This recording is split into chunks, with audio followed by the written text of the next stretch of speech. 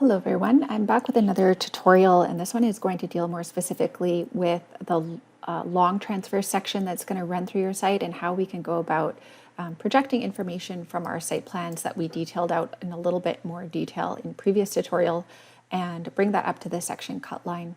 First thing I wanted to show you though was some different display modes. So at the beginning of the semester, I asked you to load up some Rhino resources, and one of them was a custom display mode called Basic Lighting. If you don't remember what I'm talking about, that's totally fine. We can just go into our display options here. And what we're going to do is go into display modes. So in your sidebar here, go all the way down to view and then display modes. And then you're going to go import. And in the graphic assets folders that I gave you in this CAD graphics in 3D and Rhino, there is a display modes folder, and you can grab the basic lighting right here. So for Mac users, I have a special version just for you, Basic Lighting for Mac. So either way, make sure that this is loaded up. You can just hit it and go open. I already have mine loaded, so I'm just going to close out of this. Now, when we first go to our display mode, which we can activate by going into our drop-down list here and going to Basic Lighting, it doesn't really seem to do too much. I mean, it looks fine. It's just white and we see all of the lines, so that's great. But there's more to it than this. And the issue is that we all have to activate these settings within our own computers for them to show up. So over in your Properties and Layers panel over here, I would like you to look for this little green dome called Environments. And if you don't see it here, you can right click on this gear wheel and make sure that Environments is checked off.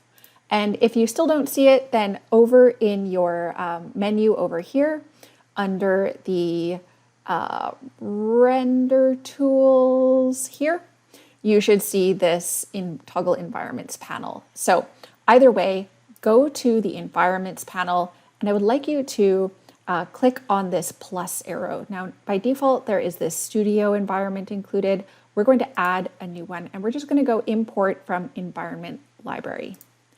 When you installed Rhino, it gave you a whole bunch of default studio and lighting environments, and we're just going to go down until we see one called Rhino Sky. Now, there's two here. One has a space, one doesn't. I have yet to detect the difference between them, but I think that one is smaller than the other, so I'm going to actually just use the one without the space. I'll just hit open, and you see it show up below. That's all well and fine. We don't really need to do anything else with it right now. The next thing we're going to do is go to this Sun panel. And again, if you don't see the Sun panel, right click over here and check that your sun is checked off. And if you don't see it again, it's under Render Tools, and our cool sun guy is over here. Under Sun, I would like you to turn on the sun. Turn on the sun and we see a shadow show up. If you don't see a shadow show up, it's no big deal. I'll show you how to fix it. So we're going to go down to this map down here and make sure that you are set to your location. So Vancouver should be on this list. It's here. I'm in Seattle, so mine is set to Seattle. You can also just click here, and if your computer is linked up, it should automatically find your location. And then the next thing to check is that you're in the right time. So if your lighting scenario is set to January at 3 o'clock in the morning, you won't see any sunlight because obviously it's dark at that time. So you can either hit the Now button, which should set you to the exact time that you are right now. If the time that you hit this button is dark, then just set this slider to a month and a date and a time that works for you. You could do that down here, you could set that over here, or you can use this slider. So if I slide this to 4 p.m., you can see the shadow begins to move. Now that we have our sunlight set up, I'd like you to go over to this rendering panel here. Same story with this one. If you can't find it, right click on your options and make sure that rendering is checked off. When you have the option here, you can just stick with Rhino Render. That's the default renderer within Rhino. And of course, the view is going to be our current viewport, so whatever is on the viewport here is what we want to see rendered. When it comes to the resolution and quality, I usually just stick with the viewport, which will grab whatever the dimensions your viewport is, and this draft quality is totally fine right now. When it comes to the backdrop, this just means what are we going to see behind our model? I like to set it to a bit of a gradient. So I'm going to go gradient, and I'm going to choose a light yellow color for my lower part of my gradient. If you want to be more specific, you can go to your color wheel, and I'm going to go into my kind of orangey golden color here and just choose a really kind of light yellow, maybe something like that. That's going to be the bottom half of my gradient, and the top half I'm going to select a nice light blue color. So I'm going to go over here and I'm going to select something in this range, somewhere around there. I just like to have this so that we have kind of like a bluish sky going on in the background. If you don't like this and you prefer to just have it white, that's also totally fine.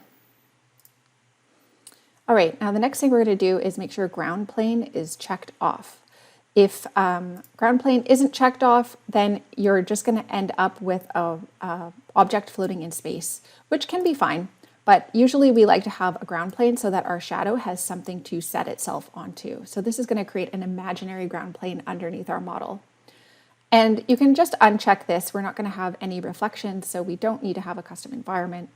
Our lighting is coming from the sun. You may or may not have your skylight checked off automatically.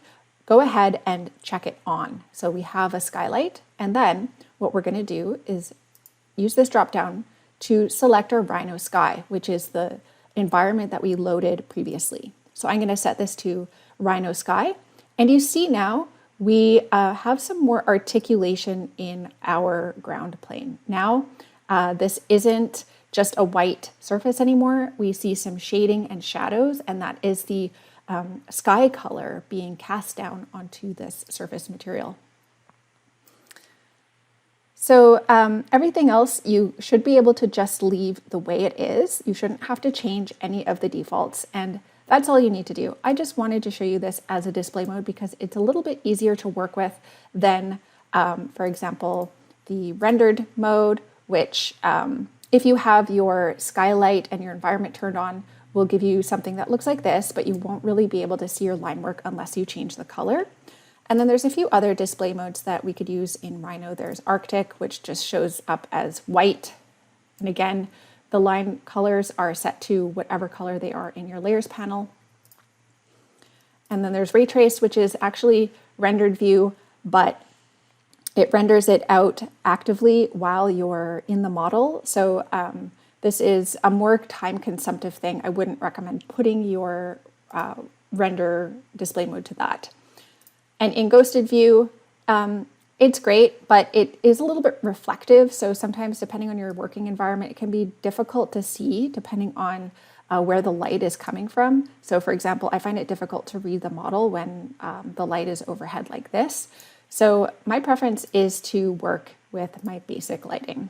I have made this as a custom environment so that I can see the lines that I'm working with. And I also get a really good preview of what the shading and shadows look like. So that is how we can change our display mode. And this is just as a preview, a good way to illustrate our site models as well, because we can kind of begin to see the shade of the site itself.